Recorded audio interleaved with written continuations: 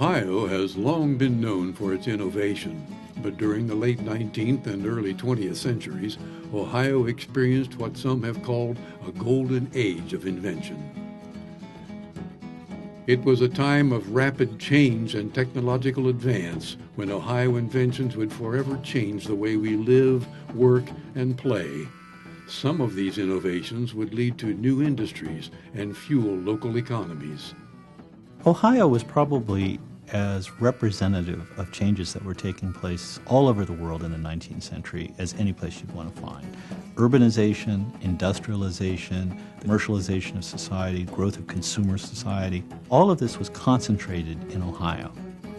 Ohio seemed to have been at the forefront of many of these changes. Much of Ohio's secret of its success, actually, has to do with its location.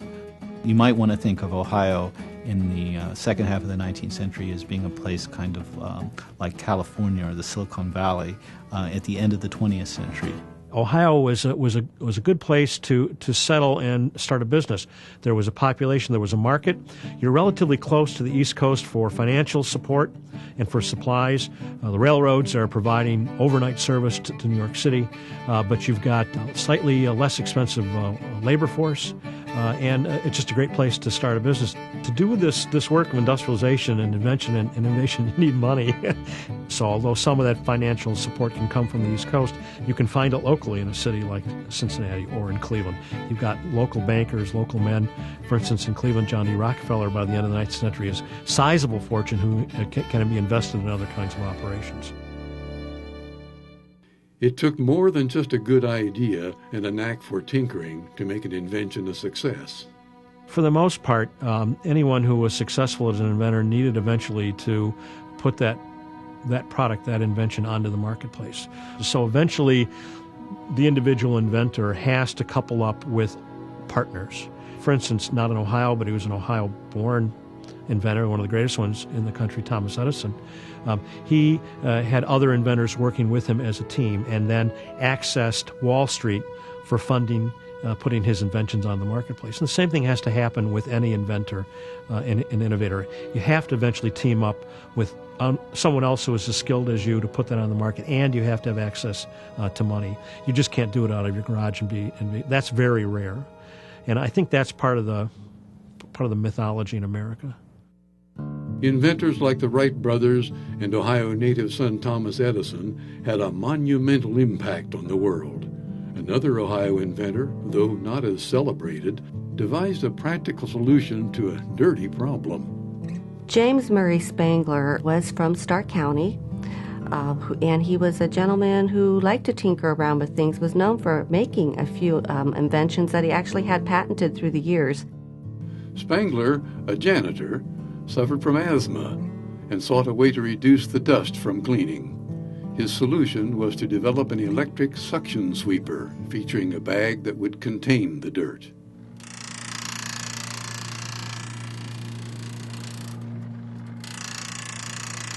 Spangler received a patent for his machine in 1908 and later started the Electric Suction Machine Company, but lacked the capital to make the company a success. Intrigued by the machine, William Henry Hoover, a businessman from a neighboring community, decided to invest in the company and later became president. Under Hoover's direction, the renamed Hoover Company would flourish, and the Hoover would eventually become a household name. The Hoover became highly sought after by women especially. The sweeper helped revolutionize housework. Well, of course, initially, women could only clean their floors and their floor coverings by using a broom sweeping in the house. Of course, that brought dust clouds, and they would be inhaling that dust and dirt. So the idea of having a product that would contain the dirt, to have an electrical device that you could take from room to room, a dirt bag attached to contain the dirt. So it became very much desired by women to have a Hoover electric suction sweeper. The Hoover was a sensation, and the brand grew thanks to clever marketing campaigns and innovative sales training. Hoover would eventually become the largest vacuum cleaner manufacturer in the world, and the company was vital to North Canton, creating a local industry and jobs in the community. Some Ohio inventions, like the marble-making machine, golf balls, traffic lights, matches, and others, helped make life more enjoyable, safer, and convenient. And it's not hard to see why some inventions, like the hat for curing baldness, the self-walking golf ball, and the combination piano bed, never quite took off.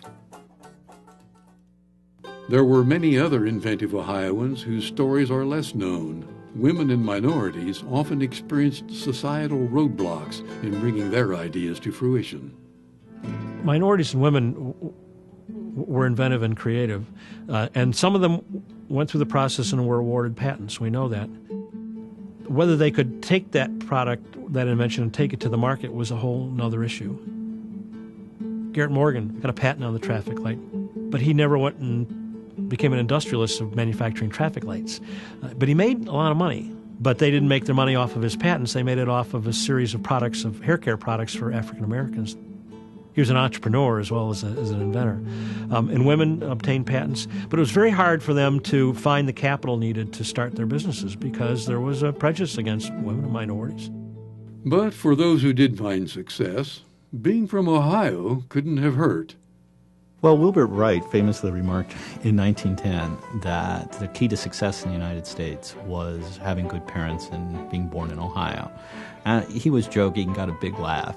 But in fact, if you look at the history of the United States in the second half of the 19th century, an enormous number of successful Americans were from Ohio.